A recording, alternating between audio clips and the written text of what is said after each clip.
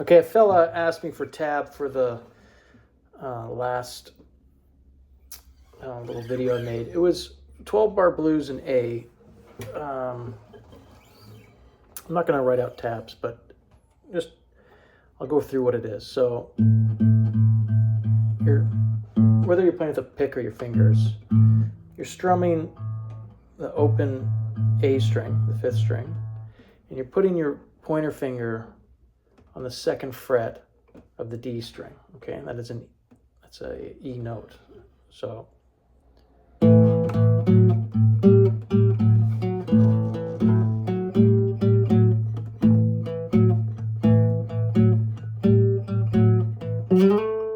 that's an A. So we're playing an A power chord, okay? We're playing like a blues shuffle. So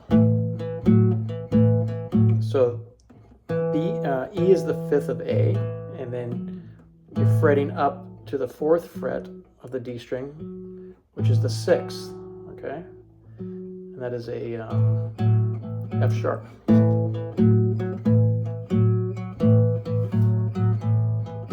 Or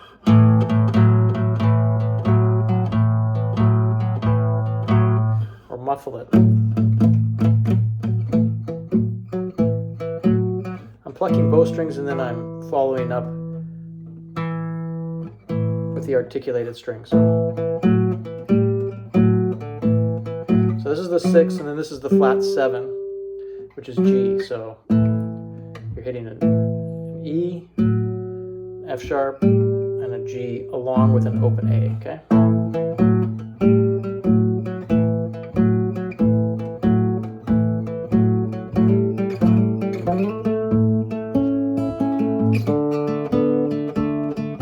And the same thing in D, okay?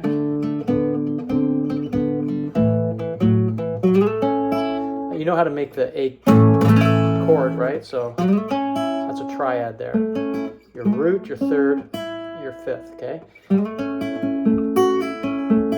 5th, 6th, 7, so you could go.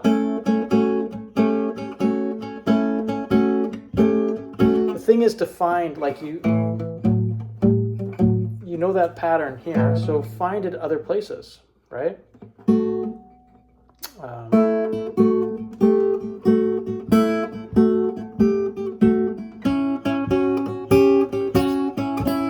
The thing too also with this sort of blues is that you can play the lowered 7th to make an A7. So you can go, this is your A chord, this is your A7. You lift your pinky so that you're rooting the 5th fret of the 6th string, the 7th fret of the A string.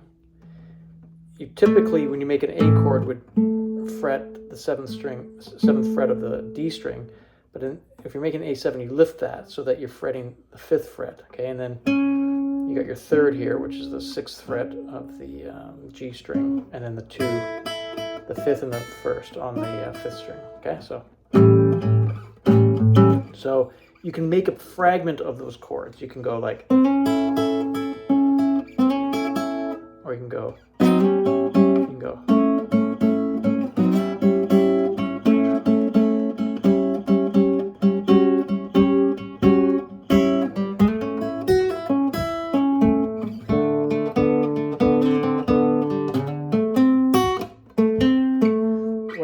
I'm making a D7, but I'm just playing the arpeggio. And it sounds a little wonky and cool, right? And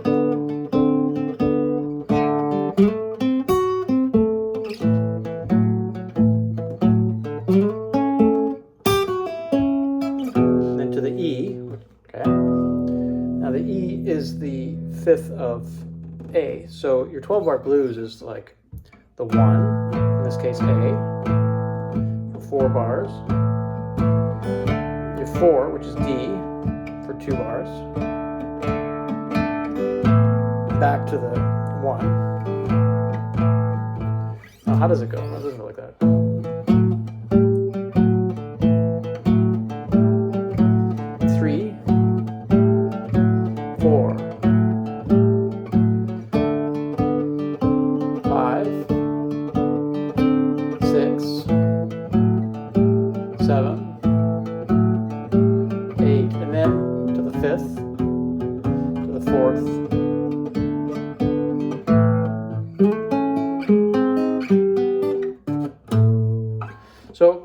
turn around. I didn't play it right there, but what I'm doing is I'm playing that A7,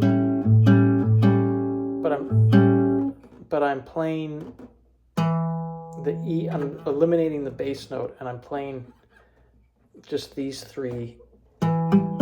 So I got my third finger on the E note, which is the 7th fret of the 5th string.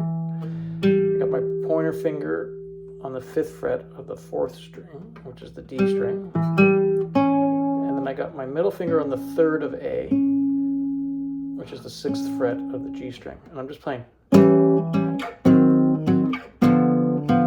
then hitting the A root, okay? And then I'm walking up from D to E, from the 4th to the 5th. And again.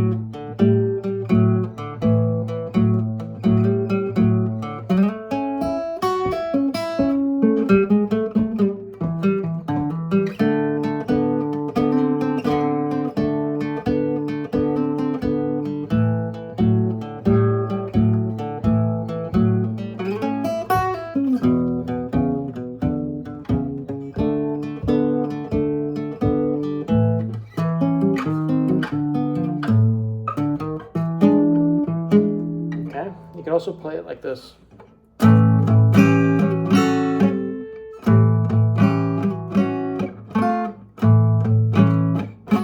Yeah. So A7, D, D7, D minor, back to A, back to E. That's right, sorry. A to A7 to D minor, back to A, and then back to E. Try it again.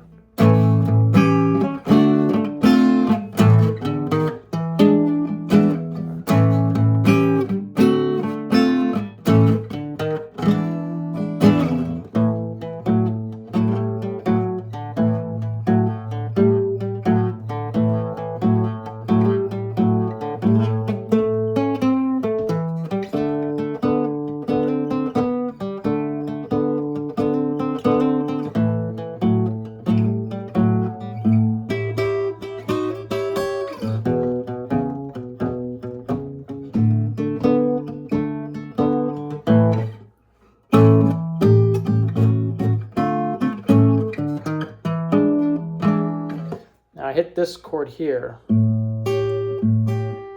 open A string, to establish the root. And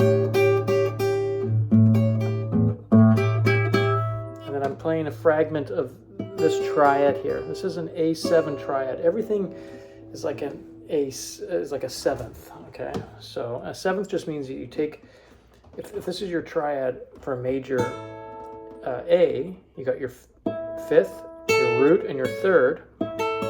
Again, you can drop your root one whole step to create the flatted 7th, okay?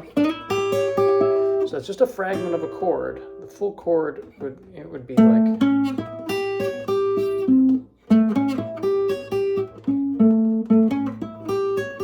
that would be the arpeggio for an A7. The full chord, the major chord is like, or.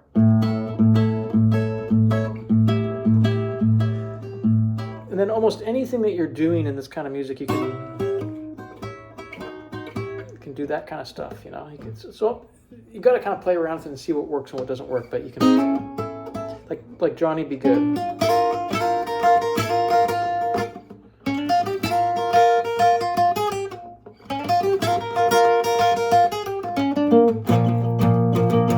Okay, it's the same thing. Slurring in, slurring in. So you can do that with this. You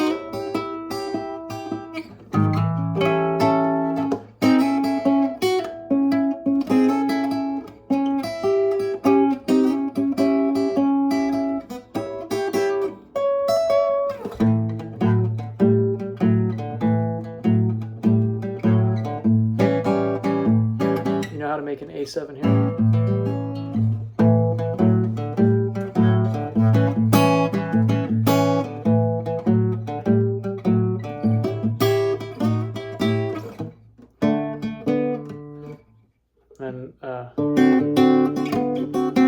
find the notes for each chord. Okay, so this is a D, this is a D7. So any of these notes are in play when you're playing the D. This is a D, this is a D7.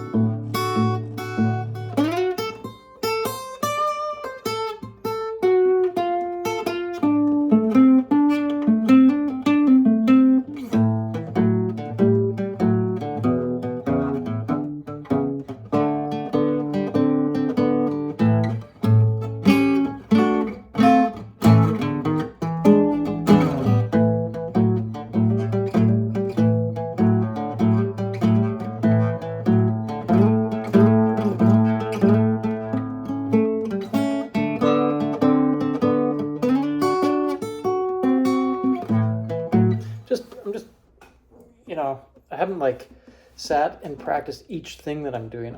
That's what I'm doing. I'm practicing and seeing what things work. I mean, in real time here, I'm practicing this technique and trying out different things. I've tried a lot of these things I'm showing you before, so I'm not guessing at the moment, but that's how I would practice. And I would try over the A, like this here.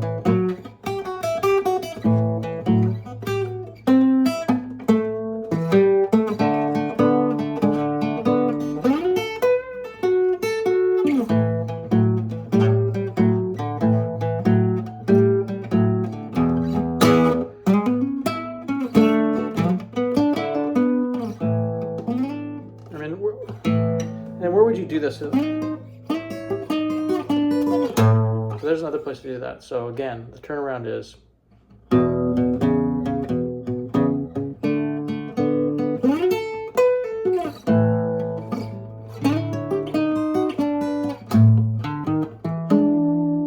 So these turnarounds, getting a bunch of these under your fingertips really adds to your level of sophistication in playing. I mean, the way you, like, if you makes you sound like you know what you're doing. And it also teaches you about how this form of music works. You know, everything, a song can start on the turnaround, you know, you can,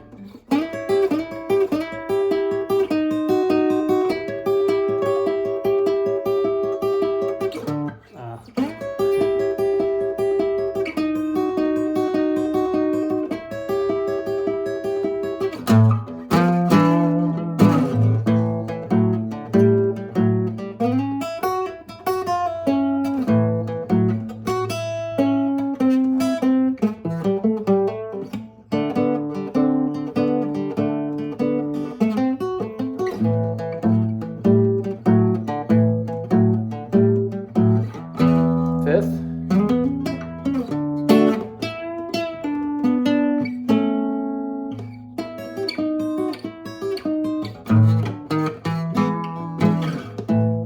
Now, so you can see, like, I'm not playing to time there. I'm just trying out different things. But the point of my previous lesson was to do these things to a metronome, because that skill of jumping around and stuff like that and landing on the beat, landing on the right chord is really what sells this this style of music. And it's super fun to play. I mean, once you start getting good at it, you can sit for hours and do this, and you would never be at a loss for playing with a group. If you got this really under your fingers, you know, you could sit in with a real sophisticated band and at least be able to play this for like 5-10 minutes and you'd sound good, you know. Anyway, those are my thoughts on it. If anyone disagrees with anything I've said, please tell me. I mean, I'm happy to hear other people's